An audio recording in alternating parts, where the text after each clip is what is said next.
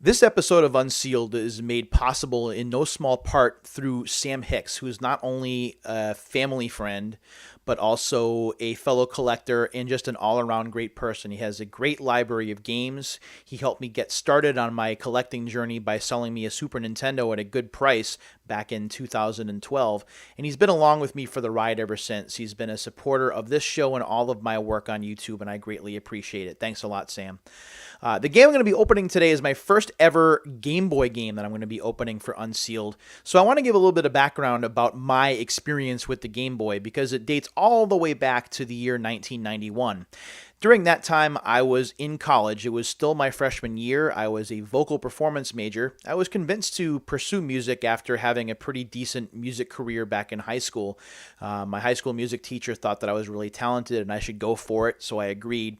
Unfortunately, my college experience during that time didn't work out so well. The music faculty at the school that I went to was not very positive, thought that I wasn't talented at all.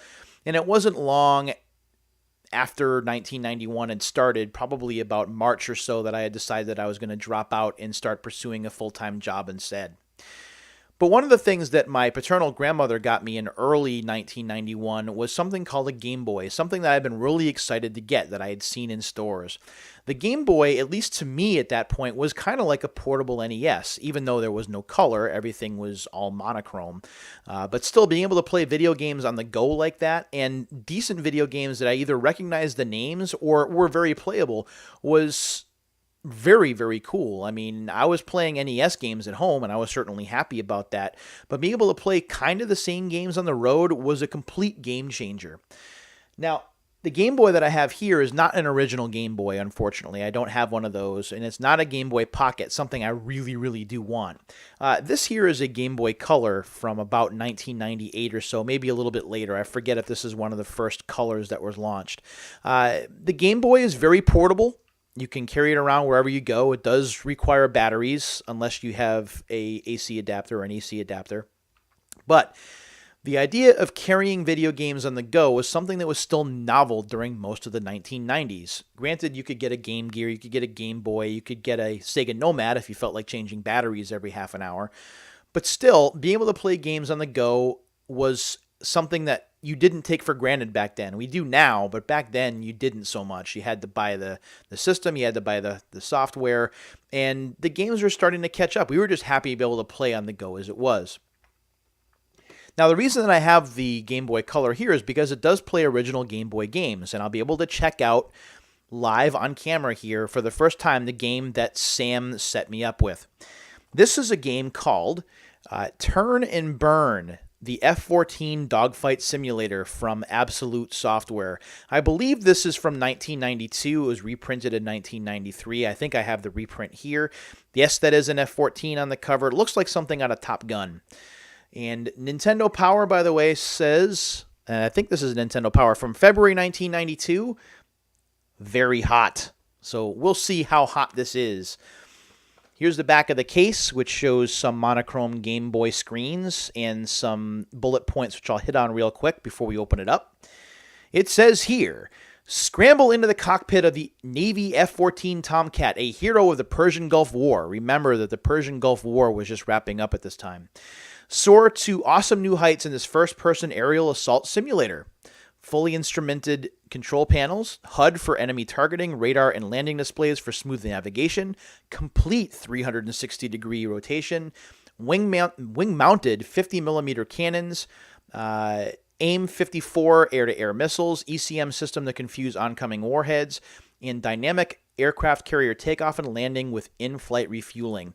Now, if this stuff sounds kind of familiar, it's because it feels a lot like Top Gun for the NES from Konami. I think that was from 1987 or 1988. So it's the same general concept. Interest in military and air or dogfighting was renewed after the Persian Gulf War, so it made sense to roll something like this out. So let's go ahead, and this does have a little bit of a tear in the plastic here in the back, which gives me, it makes things a little bit easier to try and open. So we're going to go ahead and we're going to pull on that. We're going to open this up right now. So we're opening up this game, which is, again, 25 years old. So we open it up. Take that off of there just like that. And let's open this up. It has been a while since I've opened a Game Boy game, so I forget what is in here. So when we open this up, we pull out and we do see the game itself in the traditional Game Boy cartridge holder in plastic. And it does have like the little, sorry about that, it does have the cardboard insert to keep the cartridge secure. And let's see, this is the fun part, of seeing what else is on the inside of the box. I'm going to turn it this way so you can see the stuff. So nothing else. So inside we have Nintendo Power advertising. Hungry? Great gaming information doesn't come in a can. Of subscriptions and Nintendo Power is all you need. Oh, Nintendo Power, how I miss thee. You also have consumer information for the Game Boy. It came in every Game Boy game. It's nothing exciting. And, of course, the instruction manual right here. The instruction manual is 38 pages, 36 of which are related to the game. It is pretty much in black and white, as a Game Boy game would be, but it does give you screenshots and basics on how to play the game. Now, if you think I'm going to read this before I try the game, you're crazy. I'm actually going to go ahead and try the game right now. So here's the game right here. Here's my Game Boy right here. Going to go ahead and open this up. Hopefully I have enough light in here to be able to try it out. All right, let's take that out. I always love these plastic Game Boy game holders. We'll pop this into my Game Boy Advance, or my Game Boy Color, I should say, just like that. Make sure the volume is all the way up. There we go.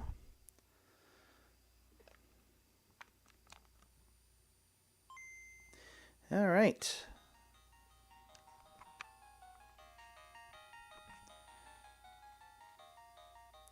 Let's see if I can make this a little bit closer. It's going to be tough for you to see. So programs are developed by Dan Kitchen. Flight log, bogies. Oh, okay. Turn and burn. Yeah, this is a little tough to see. Like the music, though. That NES feel, I love that. How do you do that? Thrust to 99%.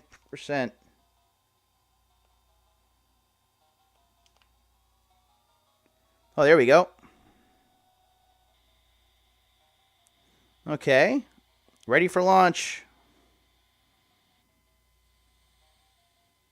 Okay. Well, I figured out how to take off from the aircraft carrier. That helps. And yeah, this feels a lot like Top Gun.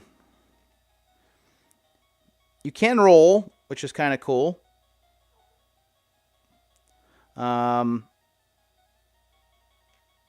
It is very, the frame rate is very stuttery, which I suppose shouldn't be a surprise.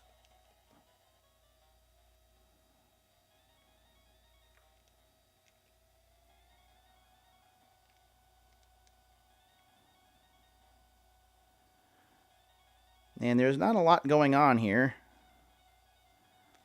The sound is okay. Again, I do like the music. You may or may not be able to hear it on the microphone, but there's just not a lot to see yet.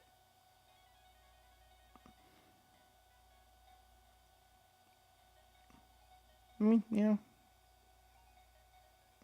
Oh, there you go. And you get to see a little, like a little grid. I know it's tough to see there, but there's a grid showing what's what. It's pretty neat. I'll definitely give that a go more once I'm off camera. It is definitely neat to open up Game Boy games like that. And something that I like to reflect on when I'm opening Game Boy games, Super Nintendo games, is you never know what else is on the inside of the package, which is something I really miss about opening new games nowadays. When you open up a Game Boy game or an NES game or a Super Nintendo game or even a Genesis game, you knew you were getting the cartridge and you knew you were getting an instruction manual, but sometimes you got a map, sometimes you got advertising for other games, sometimes you got other surprises that you just didn't know about. So you felt like you were getting more than just the game, which I really appreciated. And of course, getting the instruction manual certainly helped. Now, granted, these days we don't use instruction manuals very much. We just use the internet to give us all the information we need, and then we're off and running. But reading an instruction manual back in these days was a really cool thing because, let's say, for example, in my case, I would buy these games at the mall. So I would buy the game at the store, and then I would go to the food court. I would order something to eat. I would tear into the game just like I did on camera. And then I would go ahead over lunch or dinner, and I would go ahead and read this manual from back to front so I knew exactly what I was getting into.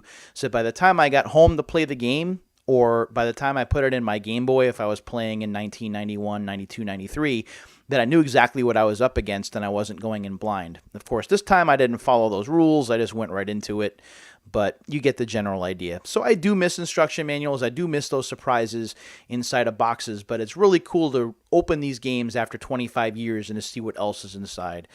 Seeing that Nintendo Power advertisement certainly takes me back. And like I said, I miss Nintendo Power a lot. I have a bunch of Nintendo Power issues in my closet behind me. So, again, thanks to my buddy and fellow collector and all-around awesome person, Sam Hicks, for getting me set up with this game. I really do appreciate it, Sam. This episode is dedicated to you. And until the next time, my friends, see you later. Take care.